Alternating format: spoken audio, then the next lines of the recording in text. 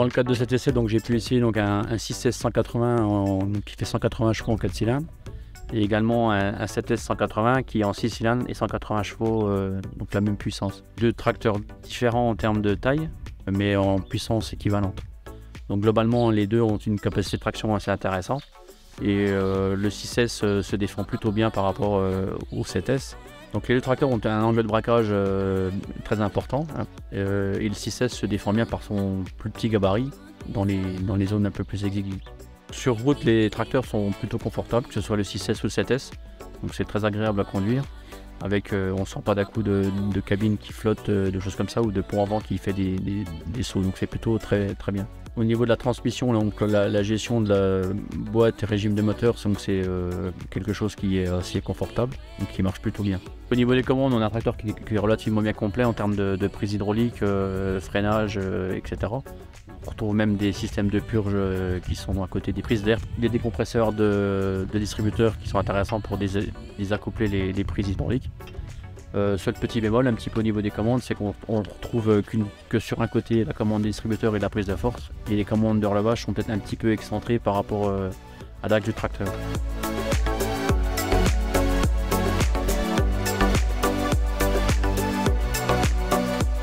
Au niveau du capot moteur, donc on a un capot monobloc qui ouvre largement les côtés pour avoir accès aux organes d'entretien. Donc tous les filtres sont centralisés sur le même côté. Et puis au niveau des radiateurs, on a un accès assez large entre les radiateurs pour facilement les nettoyer. Le filtre à air est devant les radiateurs, facilement accessible, avec un système de réaspiration de poussière qui est assez efficace. Ici on trouve une trappe de visite pour l'accès à la batterie. Et puis le système de dépollution ici sur le côté qui vient intégrer au châssis du tracteur qui est devant la cabine, qui ne gêne pas la visibilité. Donc depuis le large marchepied d'accès à la cabine, on accède facilement au filtre de cabine qui est sur le toit de la cabine. Au niveau de la cabine, on accède assez facilement avec une porte assez large, des marches assez larges aussi. Par contre, attention à la descente, le retour du réservoir fait des fois glisser un peu le pied. Après, sur l'aspect visibilité de la cabine, on a une bonne visibilité sur l'ensemble du tracteur, hormis à l'arrière en fait, où avec le rétro d'attelage du piton, en fait, ça masque un petit peu l'optique quand la vitre est fermée. Les commandes tombent bien sous la main, donc le levier principal est, on retrouve l'ensemble des commandes principales, le relevage, les distributeurs, les systèmes d'avancement marche avant, marche arrière qu'on peut programmer, l'autotrack, et puis il reste deux touches un peu libres pour mettre un petit peu ce qu'on veut. Le joystick outil regroupe donc les distributeurs hydrauliques. On a également les commandes d'inverseur qui sont directement programmables, et puis de vitesse également. Pour le relevage, donc les commandes de contrôle d'effort et de position sont sur le montant droit. Au-dessus, on retrouve les commandes de prise de force, enfin les réglages de vitesse de prise de force, donc 540 tours économique, le neutre, 1000 tours et 1000 tours économique. Et puis au-dessus, on retrouve donc les commandes des phares, avec le gyrophare ici. Et puis ensuite, donc les phares de travail qui sont commandés par là, avec l'allumage principal des feux ici. L'écran d'affichage est globalement de bonne qualité, les couleurs sont plutôt bien. Ici on a un menu déroulant sur lequel on peut sélectionner ce qu'on veut afficher, donc les vitesses, les surfaces, les hectares, les consommations.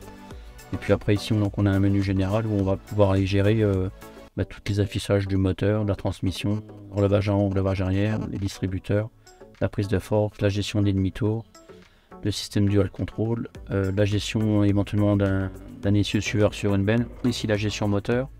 Donc on peut afficher les mémorisations de régime moteur, ainsi que les associés ou pas avec les vitesses C1 et C2.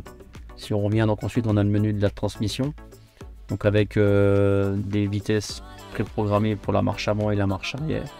Et puis les sensibilités qu'on peut régler au niveau de l'accélération, au niveau de la pédale, accélération et décélération. Ensuite sur les relevages, donc on va retrouver le relevage arrière avec le débit, la montée et les centres. Et puis on va retrouver également aussi la gestion du relevage avant, les distributeurs hydrauliques.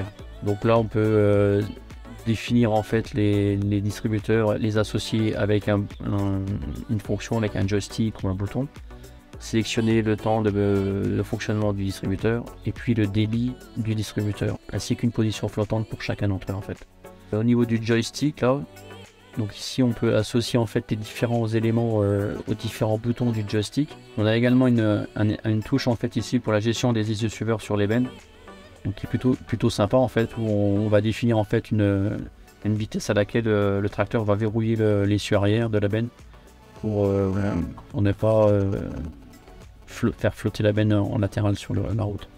Le fait d'avoir donc deux consoles sur le tracteur permet d'afficher sur l'écran supérieur la partie isobus d'outils ou la partie guidage du tracteur, alors que si on n'avait qu'un seul écran, en fait, il faut faire défiler les pages pour avoir les 3 fonctions.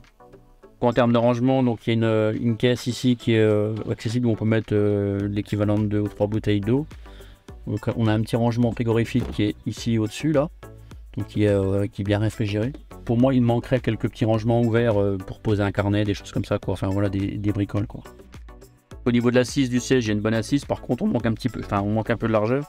Ici, le siège passager, si le frein à main est mis, on ne peut pas déployer la deuxième partie du siège passager. Et la deuxième partie bute un petit peu dans la ceinture du siège principal. Au niveau climatisation, donc elle est assez facile de réglage, assez pratique, les commandes sont facilement accessibles. La seule chose, c'est un petit peu quand elle est en mode automatique, la soufflerie est un petit peu bruyante. Globalement, la finition de la cabine est plutôt sympa.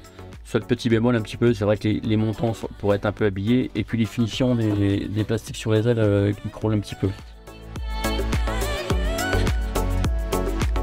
Le 6S c'est plutôt très bien défendu et on a pu noter une consommation inférieure au 7F. J'ai eu l'occasion de faire de l'épandage avec le 6S. Donc qui s'est plutôt bien défendu en termes de souplesse, de maniabilité avec l'épandeur. Et dans les champs pentus, c'est plutôt bien défendu en termes de traction pour tirer l'épandeur de 15 m3.